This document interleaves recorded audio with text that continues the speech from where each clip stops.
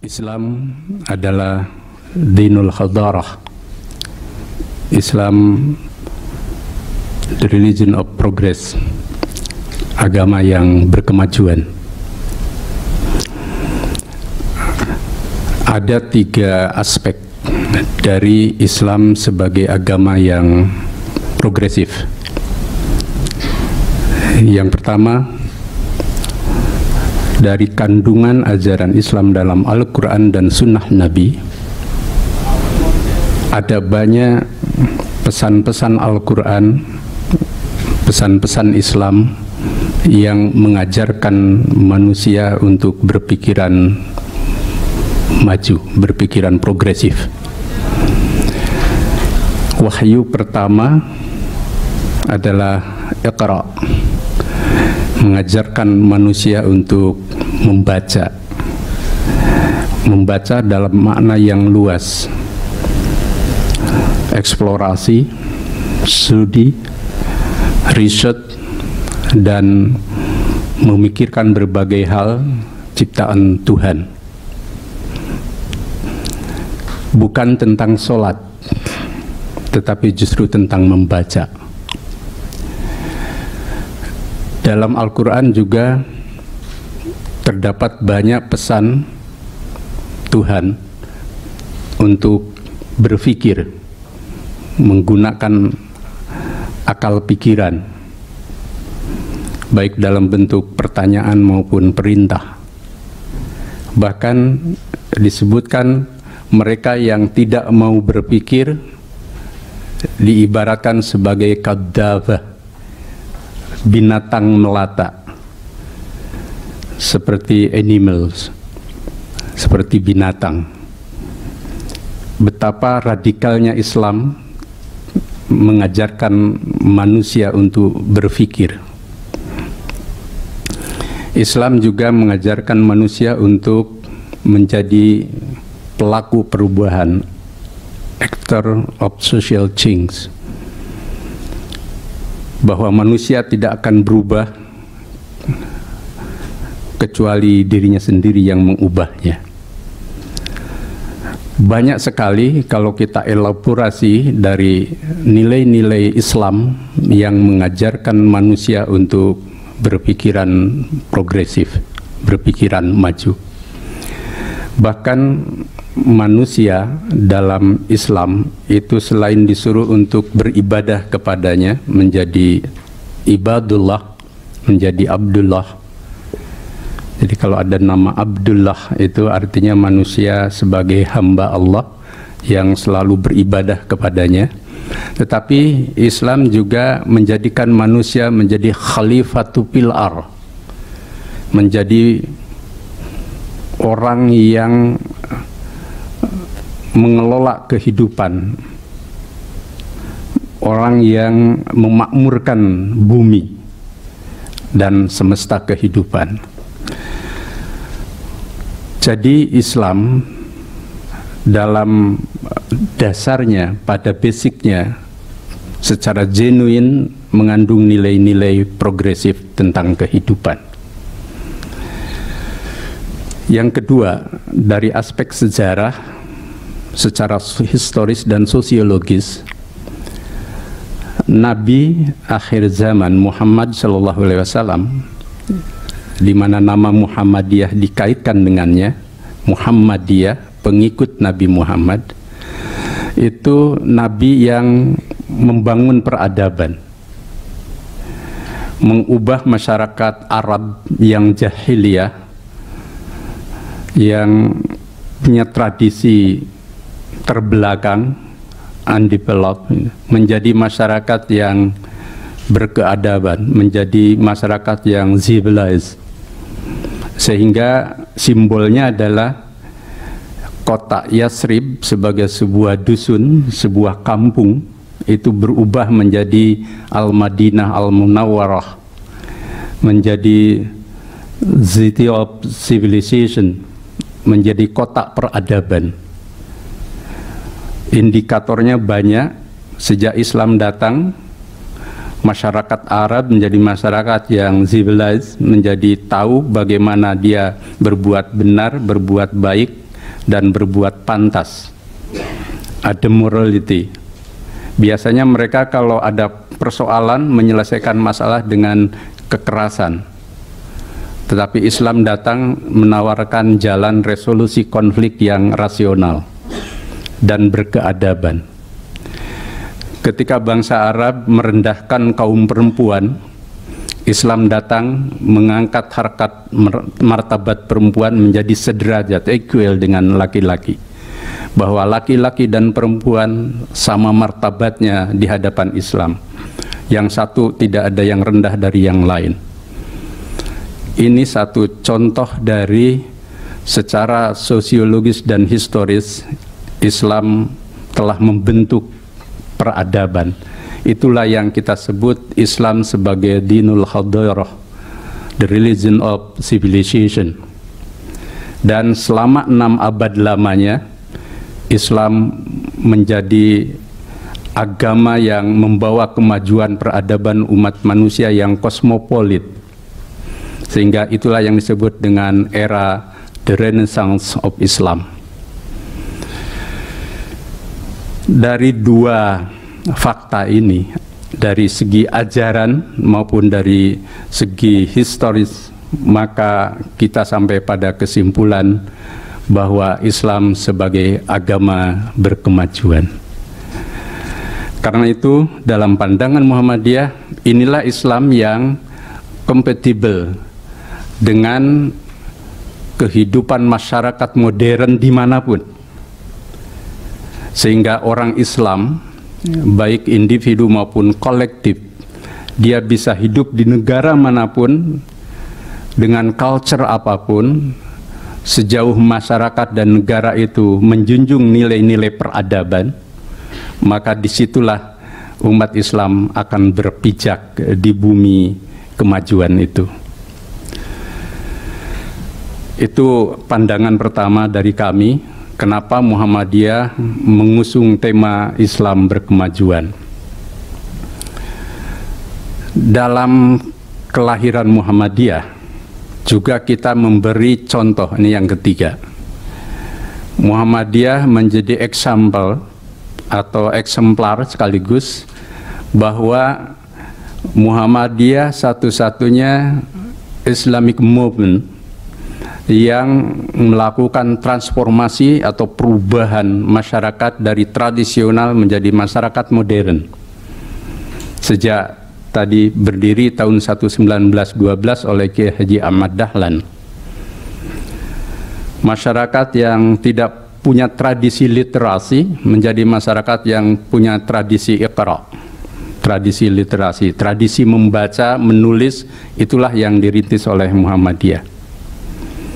Muhammadiyah juga memberantas state of mind yang kolot, yang konservatif, menjadi Muslim yang berpikiran maju,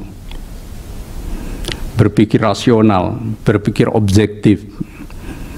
Ini satu contoh dari kelahiran Muhammadiyah tahun 12. Yang ketiga, Muhammadiyah juga tidak hanya menjadikan Islam sebagai retorika, sebagai wacana, sebagai diskursus, tetapi menghadirkan pranata-pranata sosial baru dalam kehidupan umat Islam yang sebelumnya belum ada. Rumah sakit, sekolah dengan sistem pendidikan Islam modern, kemudian organisasi wanita, satu-satunya gerakan perempuan yang dilahirkan oleh organisasi Islam adalah Aisyah tahun 1917. Ketika saat itu culture dan agama yang berpandangan konservatif reject terhadap kehadiran kaum perempuan di wilayah publik. Banyak contoh yang bisa kami berikan bahwa Muhammadiyah memberi eksemplar bahwa gerakan Islam yang bisa menghadirkan perubahan dalam kehidupan umat Islam Indonesia saat itu adalah Muhammadiyah, karena kita mencontoh Muhammad sehingga kita kasih nama Muhammadiyah. Muhammad sebagai pembangun peradaban. Dengan tiga hal ini maka Muhammadiyah punya argumentasi teologis, sosiologis, historis, sekaligus juga praksis tentang Islam agama berkemajuan, the progressive Islam. Nah, sekarang bagaimana Muhammadiyah memandang Islam Indonesia? Islam Indonesia dalam pandangan Muhammadiyah itu sebuah kontinuitas. Islam Indonesia itu bukan statis, tidak berada dalam titik poin yang satu. Islam Indonesia juga tidak tunggal. Islam Indonesia adalah Islam yang punya karakter melekat dengan kebudayaan masyarakat Indonesia sehingga wataknya moderat. Pada dasarnya masyarakat Muslim Indonesia itu mirip sama dengan masyarakat Indonesia secara keseluruhan, yakni punya watak moderat. Sehingga Islam kemudian menyatu dengan keindonesiaan. Yang kedua, dalam pandangan Muhammadiyah, kehadiran Islam di Indonesia karena pendekatannya bersifat dakwah. Dakwah itu satu konsep dalam Islam yang tidak ada pandangan lain kecuali sifatnya demokratis. Makna dakwah itu da'a, itu memanggil, menyeru, menjamu.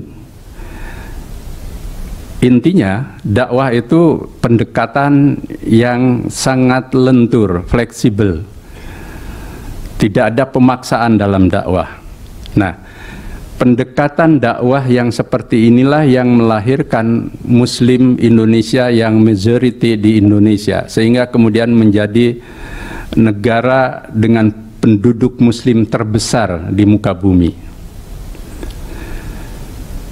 Yang ketiga, Islam Indonesia itu berproses terus-menerus, tidak berhenti di satu titik.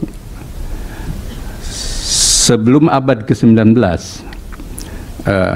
pranata-pranata tradisional itu menjadi bagian dari masyarakat Muslim. Itulah yang disebut Islam Nusantara, di mana keislaman menyatu dengan kebudayaan masyarakat Indonesia.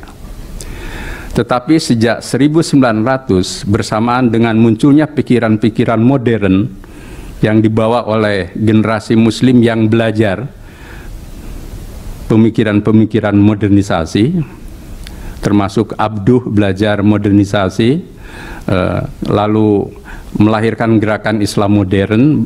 Ahmad Dahlan belajar juga pada Abduh dan lain sebagainya. Kemudian di Indonesia muncul juga gerakan-gerakan kebangkitan nasional yang juga memperkenalkan pikiran-pikiran modern.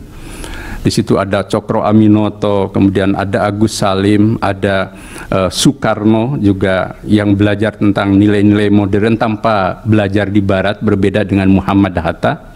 Nah, pemikiran-pemikiran modern ini, pemikiran-pemikiran progresif, itu kemudian berdialog dengan pikiran-pikiran keislaman, dan disitulah kemudian Muhammadiyah dan gerakan-gerakan Islam modern membangun sebuah era baru, yakni Islam yang berkemajuan, Islam yang progresif, yang sebelumnya tidak ada. Maka ada proses transformasi sosial dan kebudayaan yang sangat signifikan sejak awal abad ke-20. Dalam konteks inilah maka peran umat Islam Indonesia yang membawa pikiran-pikiran modern, pelopornya antara lain Muhammadiyah, itu juga menjadi bagian dari Islam Indonesia, menjadi bagian dari Islam Nusantara. Jadi Islam Nusantara dan Islam Indonesia itu tidak hanya berhenti pada titik sebuah kultur masa lalu, tetapi juga ada progres atau transformasi sosial kebudayaan. Sehingga tidak benar kalau disebut bahwa puncak kemajuan Islam dan kehadiran Islam Indonesia itu hanya di era para wali. Cokro Aminoto, Ahmad Dahlan, A. Hasan, kemudian Al-Irsyad juga tokohnya, tokoh Al-Irsyad, kemudian mungkin nanti juga Hasyim Asy'ari, itu juga wali-wali baru gitu, dalam kehidupan dan dakwah Indonesia yang membawa transformasi sosial Islam. Sehingga bagi kami Islam Nusantara dan Islam Indonesia itu sesuatu yang dinamis, bukan sesuatu yang statis. Dalam konteks inilah, dengan pemikiran progresifnya, maka Muhammadiyah di satu pihak menerima culture atau kebudayaan yang ada dan hidup di bangsa Indonesia, tetapi pada saat juga yang sama melakukan kritik kebudayaan. Karena tidak ada kebudayaan itu yang absolut, tidak ada tradisi itu yang absolut. Bahkan seorang, kita mungkin yang belajar Indonesia, tahun 33 terjadi polemik kebudayaan. Pemikir-pemikir kebudayaan baru seperti Sultan Takdir Ali Shahbana bahkan melakukan kritik. Katanya, jika Indonesia ingin maju waktu itu, maka dia harus keluar dari pra-Indonesia. Saya tidak ingin nyebut pra-Indonesia itu Nusantara, tetapi pra-Indonesia. Dahlan itu juga melakukan kritik terhadap kebudayaan Indonesia. Dari titik inilah kemudian kita punya pandangan bahwa Islam Indonesia adalah sesuatu yang dinamis, terus mengalami proses transformasi, dan peran gerakan-gerakan pembaharuan dalam membentuk Islam Indonesia itu sangat besar. Nah, dari konteks inilah maka tidak ada klaim bahwa Islam Indonesia yang moderat, Islam Indonesia yang punya karakter culture Indonesia itu hanya oleh satu kekuatan, satu golongan atau satu penggerak dakwah, tapi oleh seluruh kekuatan dan elemen Indonesia atau Muslim Indonesia. Yang ketiga, bagaimana Muhammadiyah? Muhammadiyah dengan pemikiran Islam berkemajuan, di satu pihak kita punya pandangan yang tetap bahwa Islam itu agama yang progresif dan terus harus mengalami perubahan bila perlu melakukan kritik ajaran dengan tajdid ketika terjadi perubahan zaman. Kalau sekarang kita hidup di awal abad ke-21, boleh jadi nanti setelah pasca abad ke-21 itu terjadi perubahan-perubahan besar dalam kehidupan kemanusiaan, maka generasi nanti itu juga harus melakukan rethinking of Islam agar Islam tetap sesuai dengan perkembangan zaman dan memberi warna atau sibghah terhadap zaman itu, sehingga tidak berhenti juga di satu titik, biarpun itu Islam progresif. Kemudian yang kedua, Muhammadiyah punya pandangan bahwa bangsa Indonesia yang sekarang tertinggal dalam berbagai hal itu tidak cukup hidup dalam bahasa kami gotong royong, harmoni, moderat, dan berintegrasi dalam konteks kebinekaan. Karena bagi kami sesungguhnya Indonesia yang plurality itu sudah selesai secara historis, ya, secara sosiologis mungkin terus berproses, tetapi kita sebenarnya sebagai bangsa yang besar dan majemuk itu memang selalu punya dinamika, ada konflik, ada integrasi, tetapi semuanya sudah punya resolusi konflik dan titik berangkat yang sama, yakni pada Pancasila. Dan Muhammadiyah sudah lama menerima Pancasila, bahkan termasuk ikut merumuskan Pancasila pada sila yang pertama yang tadi Pak Ong juga sudah menguraikan tentang Pancasila waktu kami lunch di restoran. Jadi Pancasila akan tetap menjadi tempat untuk berkonsensus, sehingga tidak akan ada kekuatan yang keluar dari itu. Dan Muhammadiyah akan selalu menjaga itu. Bahkan kami di muktamar yang lalu mengeluarkan sebuah dokumen resmi yang disebut dengan Negara Pancasila Darul Ahdi wa Syahadah, bahwa negara Pancasila itu hasil konsensus kami bersama dan tidak boleh keluar dari konsensus itu. Tidak boleh Indonesia menjadi negara agama termasuk kekhalifahan Islam, tetapi juga tidak boleh menjadi negara sekular karena ada ketuhanan yang Maha Esa. Disinilah titik kami berada, dan inilah negosiasi antara keislaman dan keindonesiaan, antara umat Islam dan seluruh masyarakat Indonesia saat itu. Maka kami tidak terlalu mencemaskan sebenarnya proses integrasi antara minoritas mayoritas, antar kelompok dalam masyarakat. Tetapi memang perlu ada perangkat-perangkat sosial baru agar masyarakat bisa lebih dewasa di dalam menyelesaikan konflik. Tidak ada bangsa yang tidak berkonflik, tetapi bangsa yang dewasa, yang dalam bahasa kami, bahasa agama akil balig, itu bangsa yang bisa menyelesaikan masalahnya dengan kemampuan resolusi yang matang. Yang ketiga, bangsa dimanapun dia maju kalau kuat pendidikannya, menguasai ilmu pengetahuan dan teknologi, menguasai punya kekuatan ekonomi, tentu human resources yang kuat, yang bagus, yang kompetitif. Nah, Muhammadiyah concern dengan 4 hal ini. Maka wujud dari aktualisasi Islam berkemajuan sekarang ini bagi kami adalah, kalau dulu kita sudah selesai dalam 1 abad membangun institusi sosial, pendidikan, pelayanan kesehatan, ekonomi. Yang kedua, kita ingin di abad kedua ini membangun pusat-pusat keunggulan, the center of excellence, yang dimiliki oleh umat Islam. Agar umat Islam itu di sini kami sebut sebagai yadul ula atau yadul a'la, yakni masyarakat yang hands on top gitu ya. Jadi to give ya, masyarakat yang bisa memberi, bukan yang yadul sufla, bukan yang masyarakat yang di sini sebut hands below, yang to receive ya, yang selalu di bawah. Nah, kami ingin membangun masyarakat Muslim yang kompetitif seperti itu dengan pusat-pusat keunggulan yang kita bangun. Nah, maka kami maknai Islam rahmatan lil alamin itu bagi kami menyebarluaskan pikiran-pikiran moderat berkemajuan, bukan hanya moderat tetapi juga berkemajuan. Moderat itu sesuatu yang goodness ya, sesuatu yang baik. Tetapi baik saja tidak cukup. Bangsa yang modern selain baik, dia harus kompetitif, dia harus unggul, harus tangan di atas. Maka itulah yang kita sebut moderat progresif, progresif moderat ya. Nah, dalam konteks ini juga kita perlu membangun pusat-pusat keunggulan. Satu contoh misalkan kemarin kita sudah punya program dan membeli tanah di Melbourne.